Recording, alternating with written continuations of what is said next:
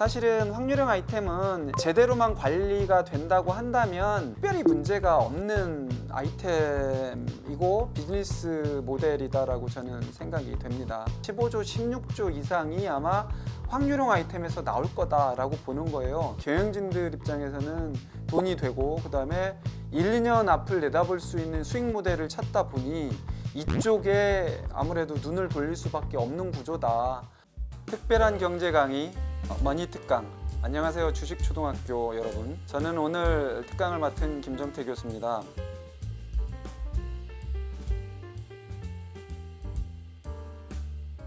즉답을 드린다면은 한국 게임 시장은 이제 좀 기형적인 상태가 되어 있다.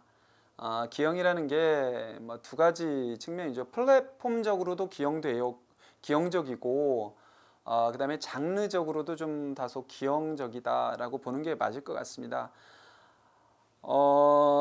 PC 게임 산업이 1990년대죠. 지금으로부터 이제 한 30년 전에 게임 산업이 이제 PC 기반으로 시작이 됐어요.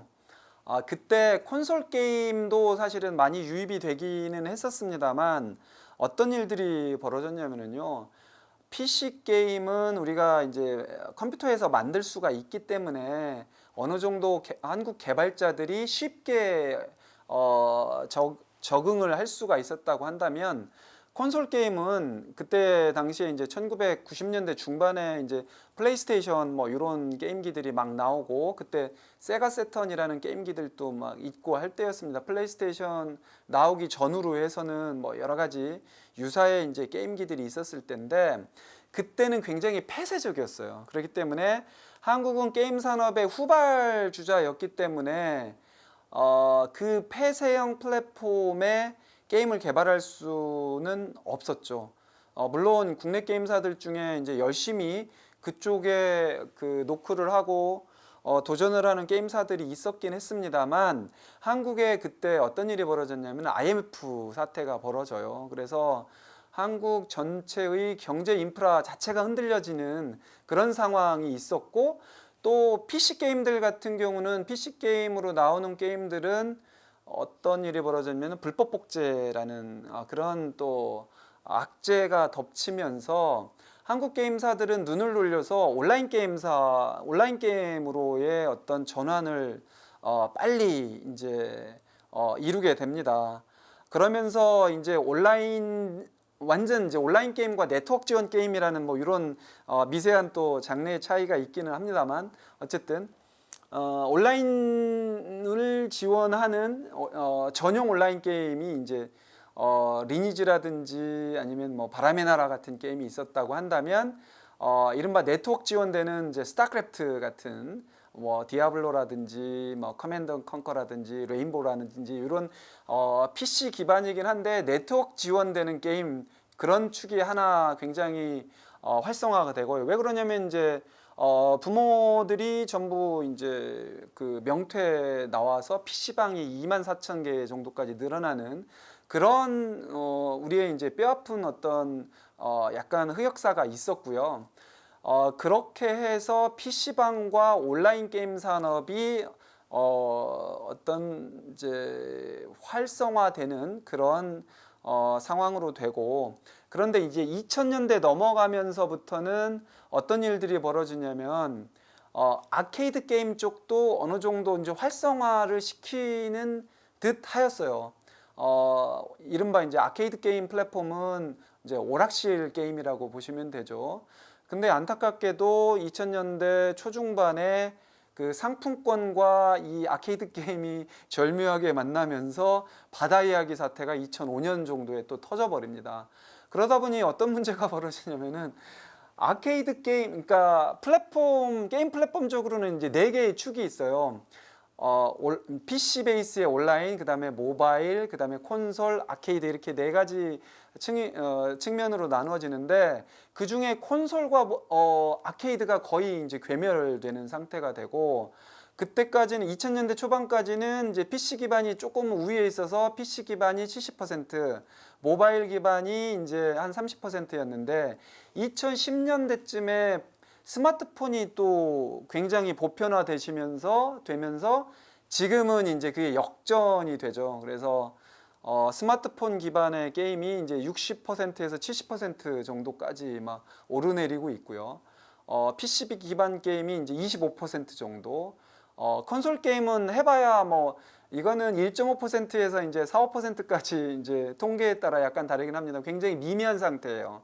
그리고 아케이드 게임은 아예 잡히지도 않는 이런 형태로 좀 기형적인 어떤 그 게임 플랫폼을 가지고 있고 게임 장르 측면에서도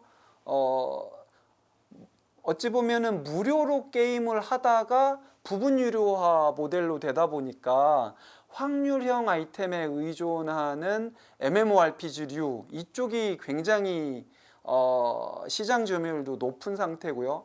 간간히 이제 등장하는 어떤 게임들이 몇몇 있기는 하죠. 실험적인 도전이라든지 뭐 피거짓 같은 게임이나 뭐 여러 가지 이제 배틀그라운드 뭐 이런 류의 게임들이 이제 등장을 하긴 합니다만 그 게임들도 정액제나 이런 쪽으로만 지속하기 굉장히 힘든 국내 이제 환경으로 지금 약간 기형화되어 있다 이렇게 말씀드릴 수 있을 것 같습니다. 이제 기형화되어 있다는 말씀을 드립니다만 그 중에 이제 경영진들 입장에서는 어떤 생각을 하냐면은 경영진 입장에서는 이제 뭐 코스닥 상장한 기업들 같은 경우는 주주들의 눈치와 실적 이런 거를 봐야 되는 거고 중소게임사나 스타트업들 같은 경우는 생존의 문제가 달려 있는 거예요. 그러다 보니 검은 신화 50 같은 그런 성공한 게임들조차도 6년이라는 기간이 걸린다. 이거는 게임사들 입장에서는 상당히 부담이 될 수밖에 없는 그런 구조입니다.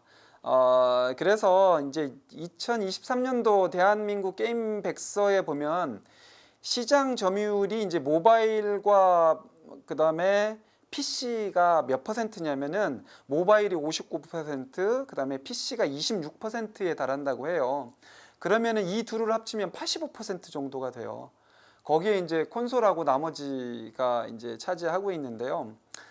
그러다 보니 이제 국내에 그 PC 게임에서 확률형 아이템이 발생하는 매출의 규모가 어느 정도가 될 거냐 추정을 하건데 이거는 뭐 보수적으로 잡아도 70%, 많게 잡으면 80% 이상이 될 거다. 그러면 이제 반 딱 잡아서 75%라고 우리가 본다고 한다면 그러니까 PC와 모바일이 전체 시장 매출의 85%이고 그러면은 그게 22년도 기준으로 해서 2022년도 기준으로 저희가 22조 정도의 게임 매출로 보거든요.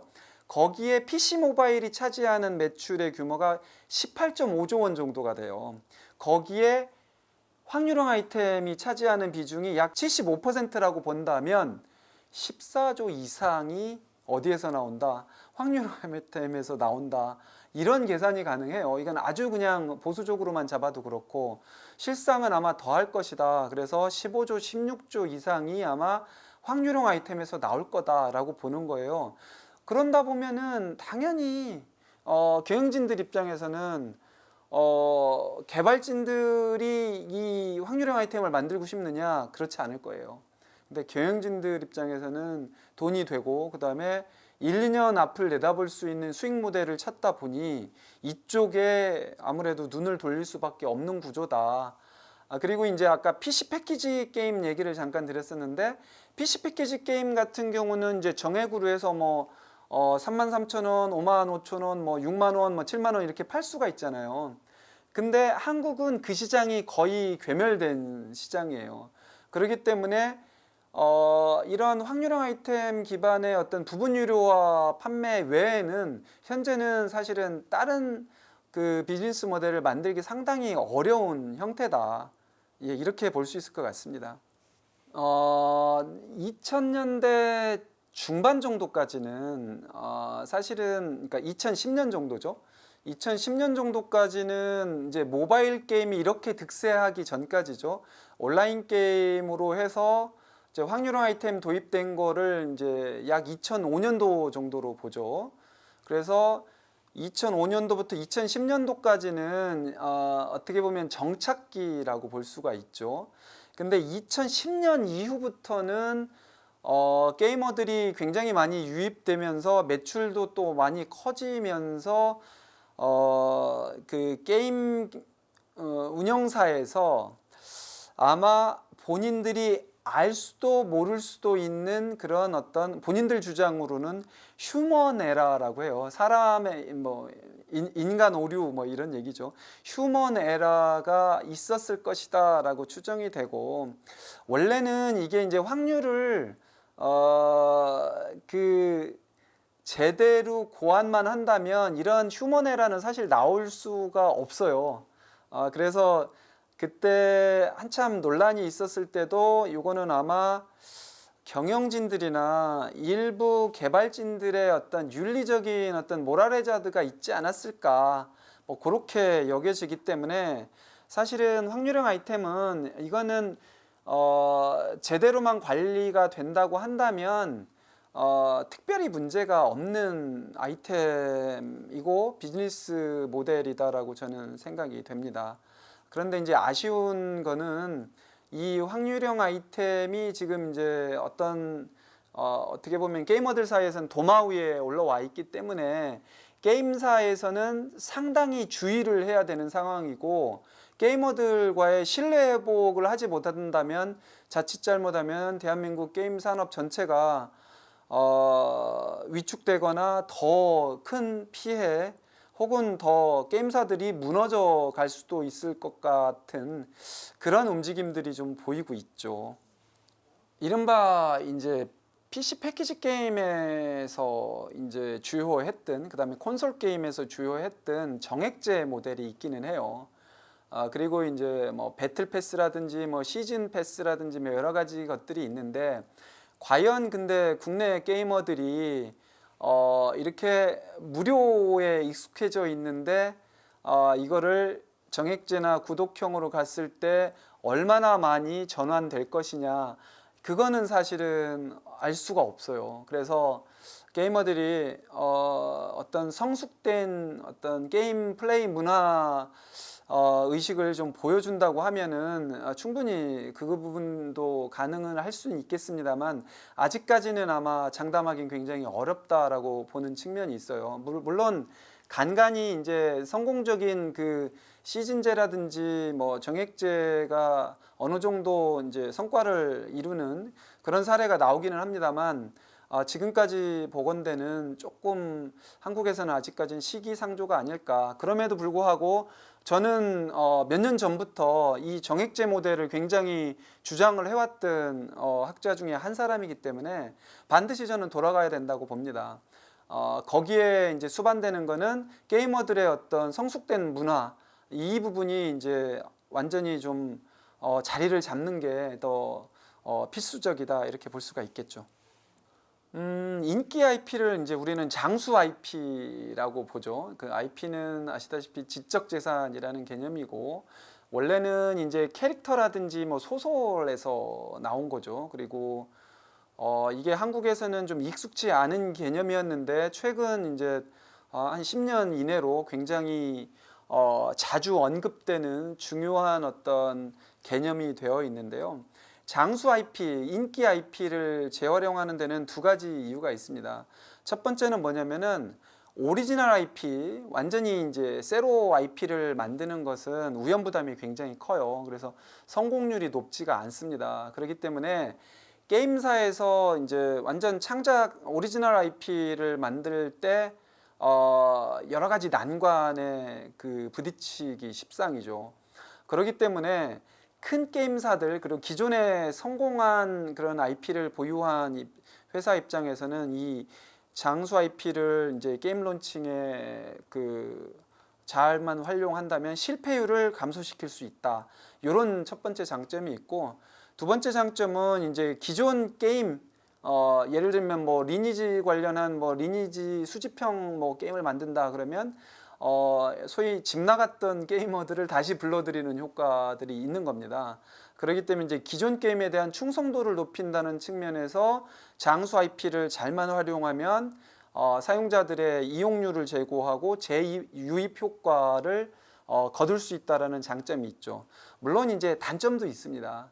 자칫 이제 장수 IP를 이제 빵 찍어내듯이 찍어낼 경우에는 너무 식상하다라는, 그리고 이제 원작에 충실하지 못한 어떤 이질감을 느끼는 순간 원작뿐만 아니라 이제 신작 새로 낸 게임, 그리고 게임사 이미지까지 이제 망칠 우려도 있죠. 그래서 이건 제대로 잘 내는 게 굉장히 중요하죠. 장수 IP의 성공 사례 같은 경우는 이제 국내 게임사의 사례로 든다고 하면 일단은 리니지 IP가 굉장히 큰 성공 사례죠. 1998년도부터 시작을 했으니까 벌써 26년이나 되는 이런 장수 IP가 있고요. 그 다음에 이제 그 이종 간의 어떤, 그러니까 드라마라든지 웹툰 같은 성공 IP를 이제 게임에 도입했다가 이제 실패하는 사례들이 상당히 많죠. 대표적으로 뭐 킹덤을 소재로 한, 넷플릭스에서 엄청난 성공을 거뒀던 킹덤 게임을 국내에 이제 꽤 유명한 게임사들이 만들긴 했습니다만, 사실은 아쉽게도 게임성과 여러 가지 연출력 이런 거 부족으로 그 2년도 안 돼서 지금 접어야 되는 운명에 처하는 이런 사례도 있고요. 뭐 국내 게임 IP를 이제 재활용하다가 뭐 여러 가지 재미를 못 보는 사례들은 그 밖에도 이제 여러 가지가 많습니다. 이게 게임 산업도 흥행 산업이다 보니까 이제 이런 일들이 발생을 하는 겁니다. 뭐 아마 우리 시청자 여러분들도 잘 아시는, 최근에 이제 논란이 됐던 엔터 비즈니스 업계 이제 유명 프로듀서와 이제 그 엔터 기업 총수와의 어떤 그런 논란, 이런 게 사실은 대표적인 사례라고 보시면 됩니다. 그 이제 유명한 걸그룹의 프로듀서의 몸값이 뭐 수천억 대라고 회자되지 않습니까? 게임에서도 사실은 그에 못지않은 흥행을 거두는 게 비일비재한데 게임사 입장에서는 그에 걸맞은 대우를 못 해주기 때문에 생기는 그런 흥행산업에서 오는 어떤 한계다, 이렇게 볼 수가 있는데요. 근데 가능하면 어떤 모델이 가장 좋은 거냐면 그러한 성공 PD라든지 성공 개발자에 대해서는 게임사에서 적절한 그 인센티브를 제공하면서 관록 있는 개발자들을 좀 잘 윈윈할 수 있는, 장기 근속할 수 있는 그런 모델을 만들어가는 게 가장 바람직하죠.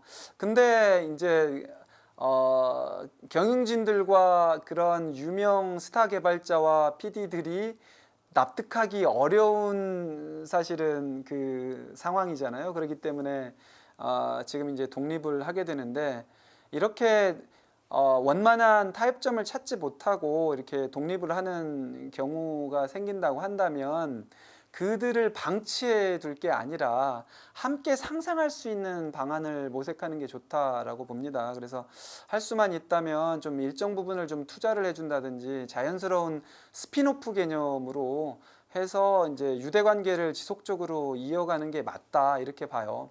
근데 실제로 이렇게 이탈한 개발자들이 성공할 확률은 굉장히 희박해요. 그 본인들 생각에는 굉장히 잘할 수 있을 거라고 보여지지만 잔존율이 좀 낮기 때문에 어떤 게임 생태계에는 약간의 이제 매기 효과 같은 역할을 할 수는 있습니다만, 자칫 잘못하면은 그 유명 개발자들이 도태되어서 이제 게임 생태계를 떠나는 그런 일도 너무 많습니다, 실제로. 그렇기 때문에 가능하면 생태계 안에서 잘 어우러질 수 있는 그런 모델들을 게임 경영진들과 개발진들 간의 어떤 원만한 그 해결책들을 마련하는 게 전 제일 좋다고 생각이 됩니다.